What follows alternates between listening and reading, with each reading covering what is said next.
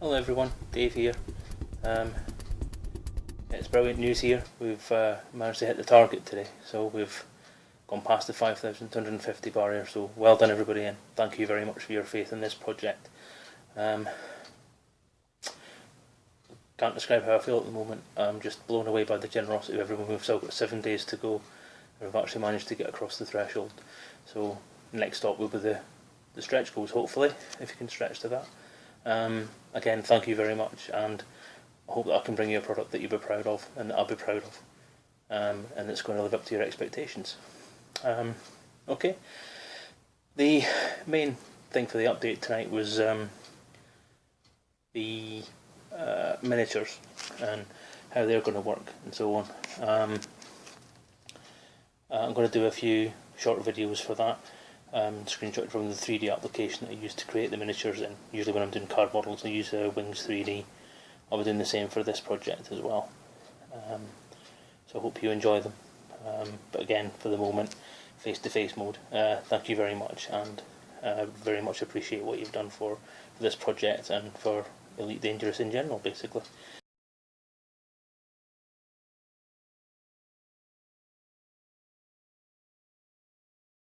There are a few concepts that I've got so far. The specific concept for it initially was a 2D counters, hex-based game system. Use a ruler to measure out how far apart your pieces are and use the hex. The bases themselves obviously would be a 2D representation of the spaceship or the character involved. The ships themselves obviously would be a top-down view. That's not a problem.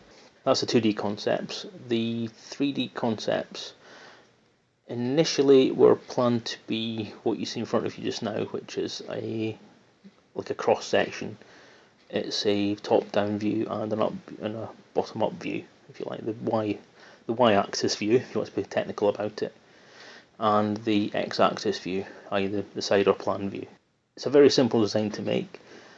It does represent your ship or your character very well. As you can see here, there's a similar version for a character itself, which will be slightly more difficult to look decent. So I'm not entirely sure whether I'm going to go with that kind of option at the moment.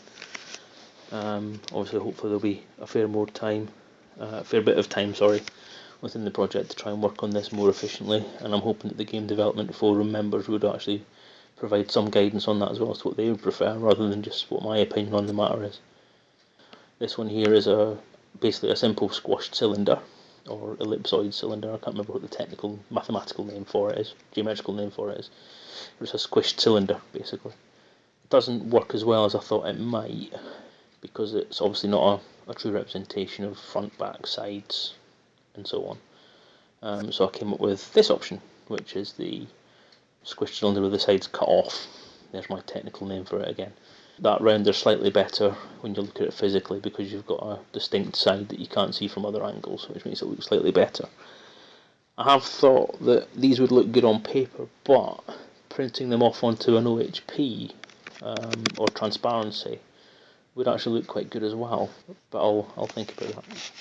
The two previous models, this one and the one you saw before, would also have the capacity for some internal bulkheads, if you want to call them that, which would reinforce them and make them easier to handle and safer to handle. Okay, that's the character model ideas so far. Ship models, as I said, I've got the cross section one. This is the other option I've thought of at the moment, which is a very, very small actual 3D model made out of card. I'm using the Cobra from Original Elite at the moment as a template, because it's a nice simple shape. My problem with this sort of scale would be that using a Cobra or an Asp or an Adder or a Sidewinder like that is very simple and should be very easy to build because it's a very simple model. But the models in Dangerous look to be very much more complicated, and may not be particularly great to render in this sort of way. Another option I have, which I haven't rendered anything of yet, would be that you build them out of flat pieces. So it's like a sandwich style. You have a bottom plate, a middle plate, and a top plate, or more in between to make it more structured. Okay, that's about it for the models. I finally just want to say again, thank you for getting us over the target today. Onwards and upwards, as it were, as I said before. the hard work will start in a week's time, hopefully, once we get the Kickstarter finished and find out exactly what we've got. I'm fingers crossed that we're going to get the illustrations done, because I think you'll like the guy's artwork that I've got to do this. There is a short comic was posted a couple of updates ago. I think it was update 12. You get an idea what his comic artwork is like. His professional artwork is the same kind of style, but is still a lot more professional than that. He's very good. He's a very nice guy as well. I think you'll like him. What else? That's it really. Can't think of anything else to say. I'm just, again, blown away that we've managed to get to the target 7 days before the deadline for the project. I think that's very, very good achievement. All I can think of to say. Just thank you. I'll see you in the next update. Okay, bye.